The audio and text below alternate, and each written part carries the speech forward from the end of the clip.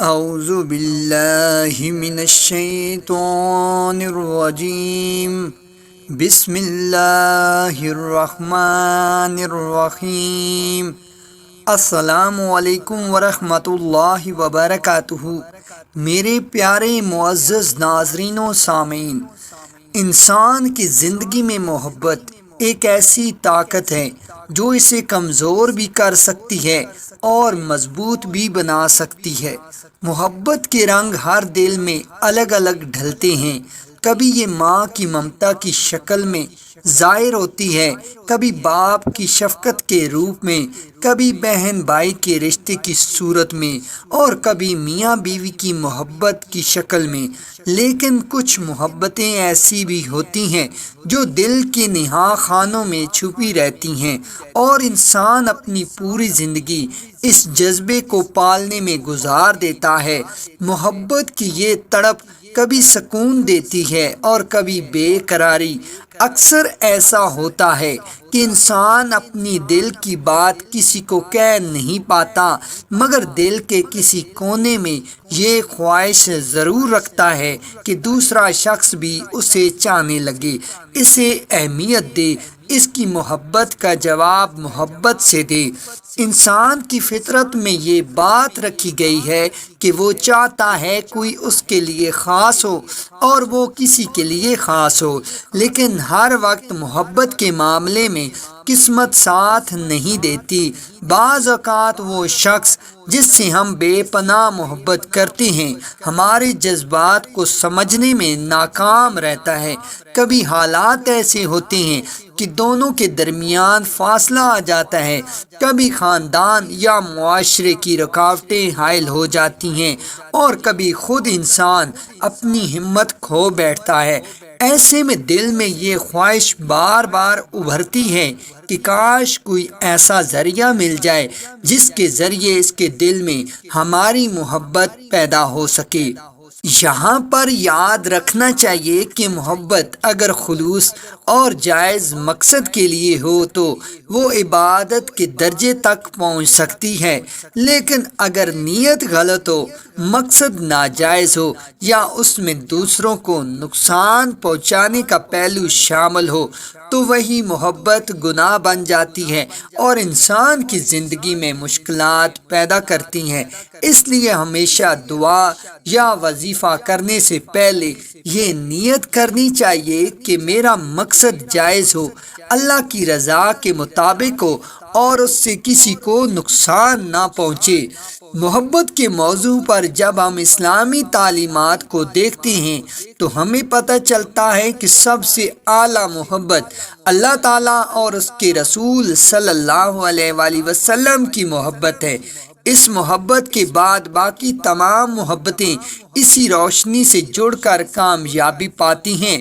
اگر انسان کا دل اللہ کی محبت سے خالی ہو اور وہ صرف دنیاوی رشتوں میں سکون تلاش کرے تو کبھی نہ کبھی اسے مایوسی کا سامنا کرنا پڑتا ہے، لیکن جب انسان اللہ کی محبت کو بنیاد بنا کر کسی کو چاہتا ہے تب اس میں برکت بھی ہوتی ہے اور سکون بھی۔ اب آتے ہیں اصل موضوع کی طرف۔ دنیا میں بے شمار لوگ ایسے ہیں جو یہ چاہتے ہیں کہ جس شخص کو وہ چاہتے ہیں وہ بھی اس سے محبت کرنے لگے، لیکن اکثر لوگ اپنی بات دل میں ہی رکھتے ہیں اور پھر دل ہی دل میں اللہ سے دعا کرتے ہیں کہ وہ دوسرا شخص بھی ان کے دل کی کیفیت کو سمجھ لے۔ دعا کے ساتھ ساتھ بعض اوقات وظائف کا سہارا لیا جاتا ہے۔ وظائف دراصل قرآن مجید کی آیات، اسماء حسنی یا مسنون دعاؤں پر مبنی ہوتے ہیں۔ ان کے پڑھنے سے انسان کے دل میں اطمینان آتا ہے، اس کی نیت صاف ہوتی ہے اور اللہ تعالیٰ کی طرف سے خاص مدد ملتی ہے۔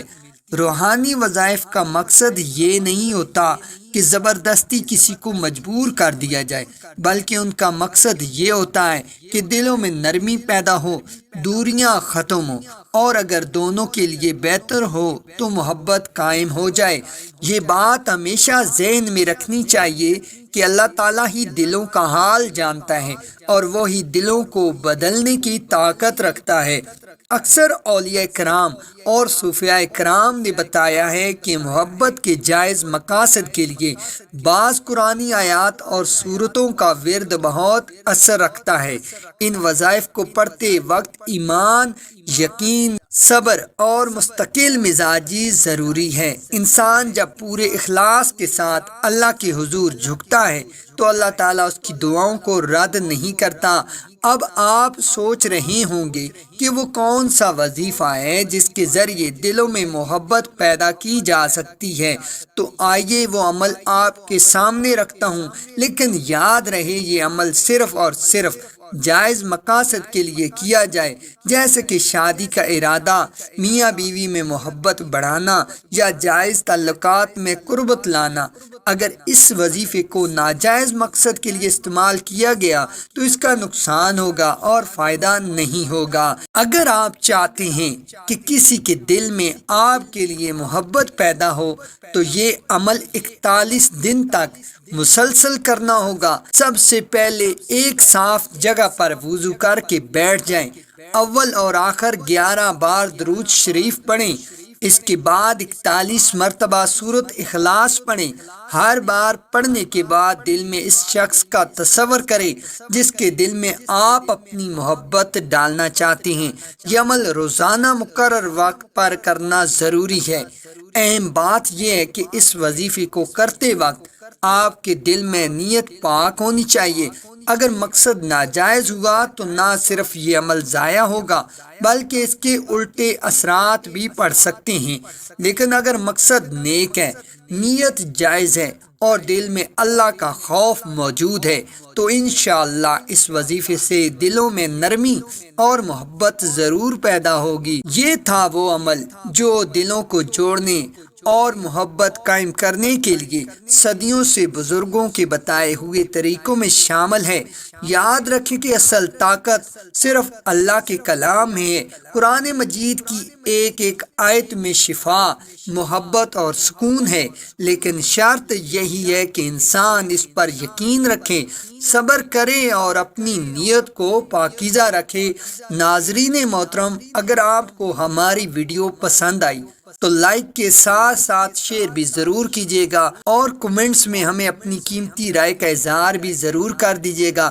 اگر آپ ہمارے چینل پہ نئے ہیں اور آپ نے ابھی تک ہمارے چینل کو سبسکرائب نہیں کیا تو جلدی سے ہمارے چینل کو سبسکرائب کر دیں اور ساتھ ہی لگے گھنٹی کے بٹن کو بھی دبا دیں تاکہ ہماری آنے والی ہر نئی ویڈیو کا نوٹیفیکیشن آپ کو بر وقت مل سکے۔